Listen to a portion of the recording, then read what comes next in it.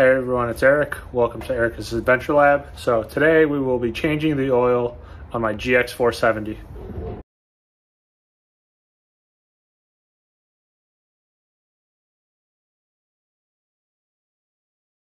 So first thing I did was drive it up on these Rhino ramps. These things are great. Gives me more than enough clearance. I'm using Pennzoil 5W30 for this oil change. And from the Lexus dealer, I actually got the OE oil filter. Here's the part number. This thing was like $4.88, super cheap. And this thing takes 6.6 quarts of oil. So I got two of these 5-quart jugs, and I will have some left over for the next oil change. So first thing is pop the hood, and we have two 10mm bolts here and here. So these two are super easy. Just loosen them up.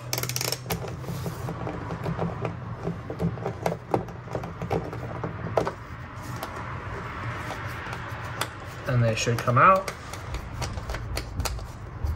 And when you loosen them, they should come out. Ugh. And so it ends up just being this little nut. And then you've got another one here on this side.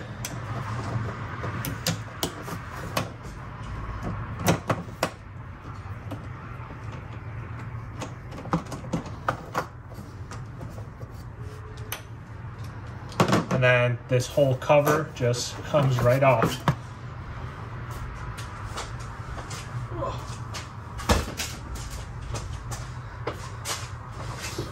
So the cover goes onto these two little studs, which is pretty easy.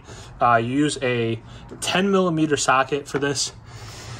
And this is the famous 2UZ motor that lasts 1,000,000 miles if it's well taken care of. So I have an RCI skid plate, and you can see your oil filter is right here. You normally have this little drain thing right here, which helps drain it, but you can see there's like no good spot for the oil to drain.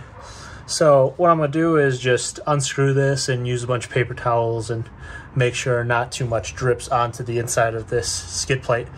But for the oil drain plug, there's a hole right below, so you could stick a 14mm socket with an extension, get it right through, and your oil will drain straight down into a drain pan. So a lot of these oil filters you should just be able to loosen by hand if they've been over tightened by the previous mechanic. That is going to be super tight, but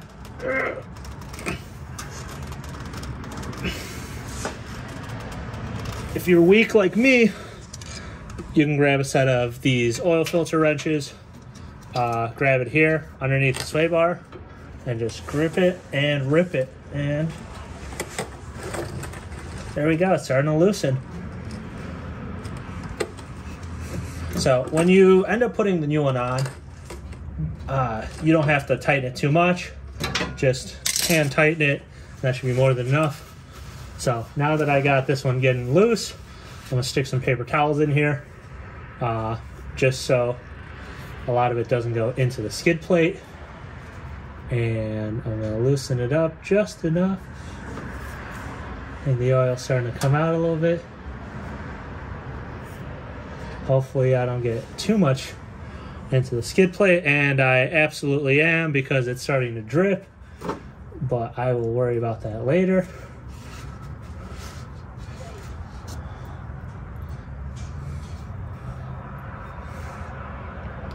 So I definitely screwed up, because you could see that a lot of it is dripping out right through here. I did not do a great job of saving it.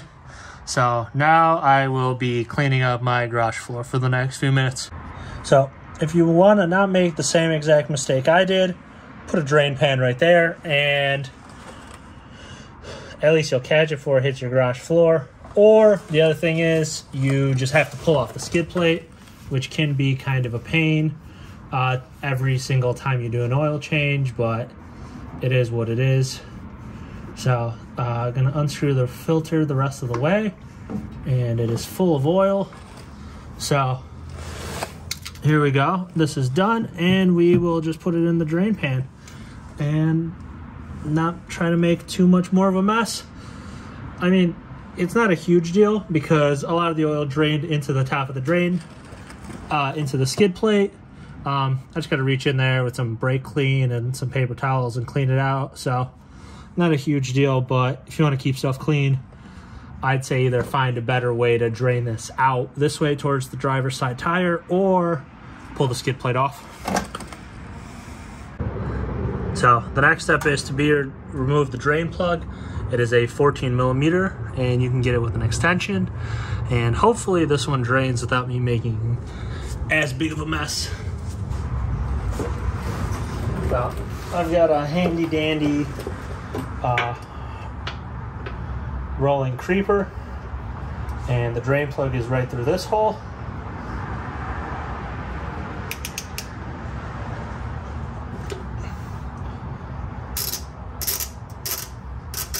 So with this skid plate, it is a little bit blind, but just kind of trust yourself, loosen it all the way up. I can see it start to come, and there we go. It's coming out. So, pretty easy. Makes a little bit of a mess, but this is my first time doing it on this Lexus. I'm sure I will get a little better with it the next few times I do it. But yeah, now just let it drain out and go have a beer while you're waiting.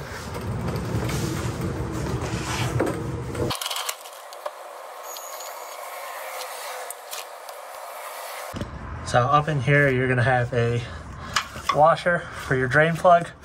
You can use a screwdriver to knock it out of the way.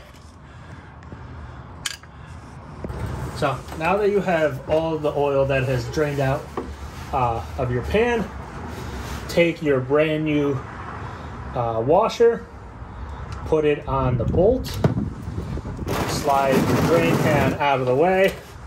And this is a little bit of a blind install, unless you can kind of roll underneath and take a look.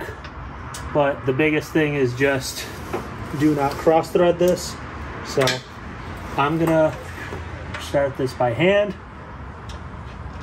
Make sure it lines up, is going the right way.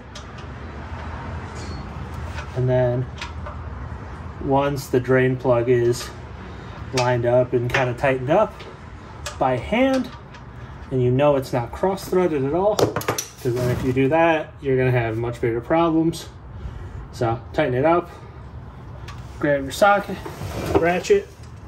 You can tell I'm really doing a fantastic job of this. And now basically just tighten it up. Nothing too crazy, just a little bit of force, and you are good to go. Now, time to replace the oil filter. So when you get your new filter, it's going to have a little bit of plastic on it. Peel that off. I do like to pre-fill my filters and get a little bit of oil onto this rubber gasket. Just kind of dip your finger, put a little bit of oil around it. That should be good enough. And then pre-fill the filter, just so then when you turn your engine on, it doesn't take a minute to fill it up. So I'm gonna try not to make too much of a mess here. And I made a bit of a mess, but it is kind of full, and that should be good to install it now. So now when your filter is filled with oil and you have cleaned up the housing up here, it is time to just slide it up and in and thread it in. So make sure it's on straight and thread it on. All you have to do is hand tighten it. You don't have to do anything too crazy. No need to grab an oil filter wrench or anything like that and torque it down. Hand tight is perfect. So then next time you do this change, it makes it a lot easier on you to pull it off. So you've got your oil fill right here, funnel. I'm using Pennzoil 5W30. If you guys have watched Project Farm, he has done a great comparison between oils. I picked Pennzoil because the previous owner has been using Pennzoil for the last like 50,000 miles, and it's cheap, easy to get anywhere. So down the hatch. This engine takes 6.6 quarts. So I've got a 5-quart jug. I'm going to pour in the whole thing, and then I will open the other 5-quart jug and pour in a little over 1.5 quarts. So since this is 5 quarts, you could see right on this side, on the left is quarts, on the right is liters. So you want to get to about 3.5 left. So I'm just going to pour some in and just check, and then we will be ready to fire this up. You'd never want to overfill your engine with oil. That would be very bad. So if you do accidentally overfill it, you will have to drain a little bit. So yeah, that's just at 3.5 quarts left in this jug, which means we've put 1.5 in. We should be good to start up the engine now, and we can check the fluid and the dipstick. So now we're in the car after we've done our oil change. We turn this on. You're gonna have your oil light right here. This is for oil pressure. So once you start it, this will build pressure and everything will be good. So here we go. It'll stay on for a second and it turns off. So we topped off our filter, which helps it go away a little bit faster. Everything is good, and now just go outside, check for leaks, and you've done your oil change on your GX. So final step before putting the beauty cover on the engine is to check your oil. So dipstick is right here on the passenger side. Pull it out, check your oil level. You can see here, right in the middle between the 2 dots. So we're perfect. So we are good with this oil change. So the last thing left to do is reinstall the cover, and you are done. So there's these 2 tabs right here.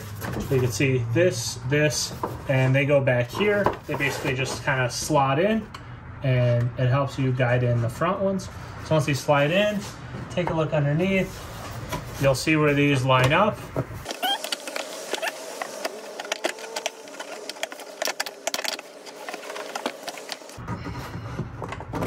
There we go. Now they line up, you can feel them. You take your 10mm socket,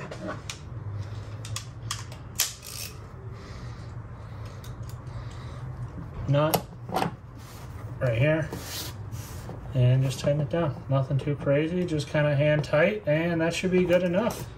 So there's first one.